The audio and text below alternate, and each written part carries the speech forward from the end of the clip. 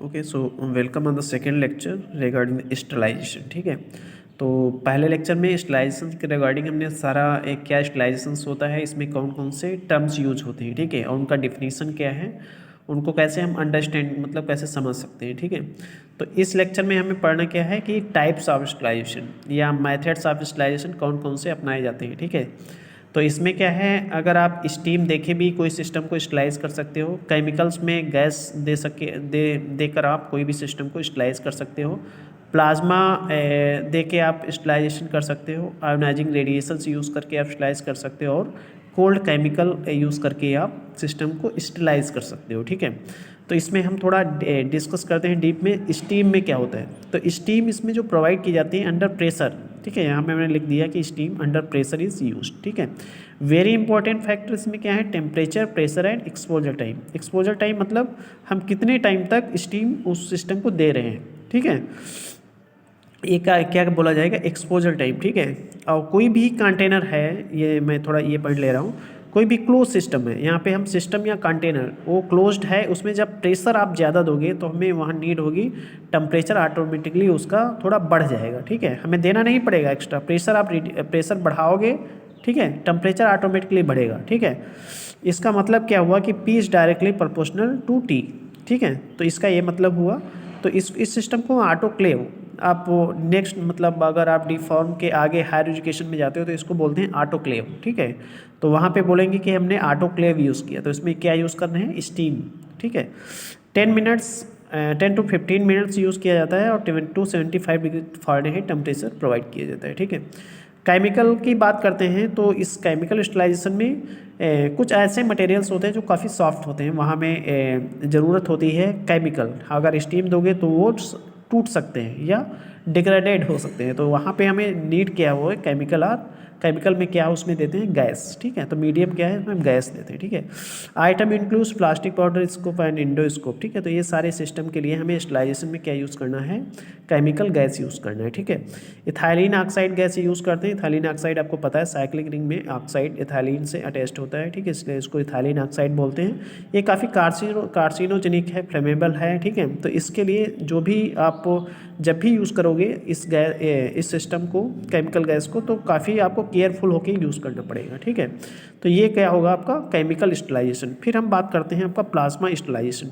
ठीक है, तो प्लाज्मा स्टरलाइजेशन इसमें क्या है, हम जो भी हीट सेंसिटिव आपके सब्सटेंसेस है जिसको हमें स्टरलाइज करना है उस सिस्टम को, तो उसमें क्या होता है, हम प्लाज्मा टेक्निक यूज़ करते हैं। ठीक है, तो इसमें हम टेम्परेचर नहीं देते हैं। ठीक है, इसमें क्या है, रिएक्टिव आयंस यूज़ कर सकते हैं, इलेक्ट्रॉन न्यूट्रॉन्स यूज़ कर सकते हैं। ठीक है, फॉर स्टरलाइजेशन इसमें टेम्परेचर जो आपको दिया जाता है 122 degree Fahrenheit. Okay, and temperature and time is given 45 minutes. ठीक है, उस सिस्टम को हम 120 डिग्री फ़ारेनहाइट पे हीट करेंगे फॉर 45 मिनट्स। ओके, उस 45 मिनट्स में आपका स्टरलाइजेशन प्रोसेस कंप्लीट हो जाएगा। Okay, next we will talk about the ionising radiation.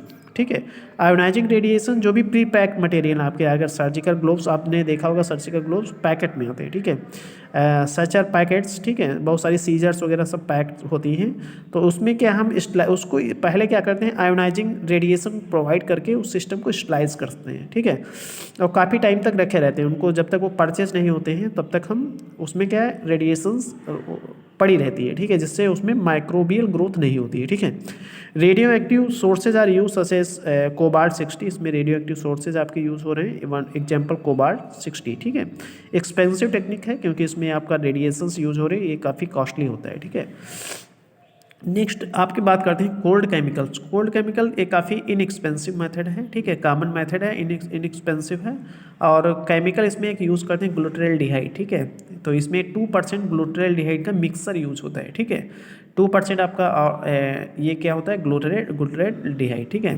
Plus any other substances इसमें यूज होता है। ठीक है, तो ये आपका हो गया कोल्ड केमिकल। तो आपका एक स्टरलाइजेशन आपने पढ़ा, मेथड ऑफ स्टरलाइजेशंस। ठीक है, इसमें कौन कौन से मेथड यूज़ हो सकते हैं, ये पूछ सकता है क्वेश्चंस। ठीक है, और इसमें नेक्स्ट हम बात करते हैं हम स्टोरेज कैसे करें कोई भी स्टरलाइट इक्विपमेंट का। ठीक है, तो इसमें क्या होता है, हम ऐसी कंडीशन उस सिस्टम को प्रोवाइड करते हैं। ठीक है, यू उस इक्विपमेंट में प्रोवाइड करते हैं कि एसेप्टिक बना रहे, जैसे उसमें कोई डस्ट पार्टिकल ना पहुँचे। ठीक है, उसमें क्लीन इन्वायरमेंट रहे। ठीक है, ऐसा नहीं हो कंटेमिनेटेड हो जाए, जो भी हम स्टराइल कंडीशन दे, उसमें कहीं गैप ना हो, गैप होगा तो इस आपका माइक्रोबियल ग्रोथ फर्दर हो जाएगा, ठीक है। तो ये सारी स्टोरेज टेक्निक्स हैं, ठीक है। कोई भी आप इक्विपमेंट जो भी आप स्टलाइज है उसको हम सेफ्टी के साथ स्टोरेज कर सकते हैं, ठीक है। तो ये सारी चीज़ें आपको माइंड में रखनी होगी, ठीक है। आप जब भी सपोज दैट आगे लैब में काम करोगे या कहीं भी फार्मा इंडस्ट्री में जाके वहाँ काम करोगे तो आपको ये दिमाग में ये चीज़ें माइंड में रखना पड़ेगा आपको, ठीक है, कि हमें जो कोई भी स्टलाइज प्रोडक्ट है उसको सही से केयर करके रखें। क्योंकि ऑलरेडी सपोज दैट आपने कौन सी टेक्निक यहाँ पे आयोनाइजिंग रेडिएशन यूज़ करके कोई भी प्रोडक्ट स्टलाइज किया, ठीक है, तो ये काफ़ी कास्टली है, ठीक है। तो इस आपको क्या करना है कि ये सारी कास्ट इफेक्टिव बना रहे, मतलब अगर आप फर्दर सपोज दैट आपने ऐसे ही स्टोरेज कर दिया तो आपका ये जो आपने यूज़ किया स्टलाइजेशन टेक्निक इसका कोई मायने नहीं रह जाएगा वहाँ पे, ठीक है। तो आपको थोड़ा केयरफुल होके ये चीज़ें स्टोरेज करना पड़ेगा, ठीक है। तो आपका स्टलाइजेशन यहाँ पे ख़त्म हो रहा है, ठीक है। तो आपका एक मैंने सबसे पहले डिस्टिलेशन आपको पढ़ाया, ठीक है, डिस्टिलेशन पढ़ा आपने, फिर इवापोरेशन पढ़ा, ठीक है, फिर आपने क्या पढ़ा, स्टलाइजेशन पढ़ा, ठीक है, स्टलाइजेशन टेक्निक्स पढ़ी। नेक्स्ट ये मतलब आपका कौन सा पार्ट था, ये फार्मास्यूटिक्स फर्स्ट का पार्ट था, ठीक है। अब जो रिमेनिंग रहेगा वो हम एक एक करके ऐसे ही डिस्कस करेंगे, ठीक है। और अगर मेरे डिस्कशन के बाद भी आपको कुछ चीज़ें नहीं समझ में आ रही हैं, ठीक है, तो आप पूछ सकते हो, ठीक है। नो हेजिटेशन, कोई हेजिटेशन नहीं होनी चाहिए, आप पूछ सकते हो, ठीक है, फ्रैंक माइंड होके पूछ सकते हो, ठीक है। So thank you for watching this video, ठीक है। इसमें से क्वेश्चन जरूर आएगा आपका स्टलाइजेशन, कुछ भी पूछ सकता है, what is the difference between septic asepsis, what is aseptic and septic, like that, okay. आपका एंटीसेप्टिक और डिसइंफेक्टेंट क्या डिफरेंस होता है, ठीक है, डिफिनीशन पूछ सकता है, ठीक है, टाइप्स ऑफ स्टलाइजेशन पूछ सकता है, स्टलाइजेशन क्या हो सकता है, ठीक है, ये सारे क्वेश्चंस बन जाते हैं। या फिर इसमें कोई भी आपका कि आपका क्या प्लाज्मा क्या होता है, आयोनाइजिंग रेडिएशन स्टलाइजेशन क्या होता है, इस टाइप से क्वेश्चन आ सकते हैं, ठीक है। तो यहाँ पे थोड़ा फोकस करके पढ़ो, कोई भी क्वेश्चंस आपको ये सारी चीज़ें पता हो तो कोई भी क्वेश्चंस आता है तो आप इजीली टैकल कर सकते हो, okay. So thank you for watching this video, okay. So thanks for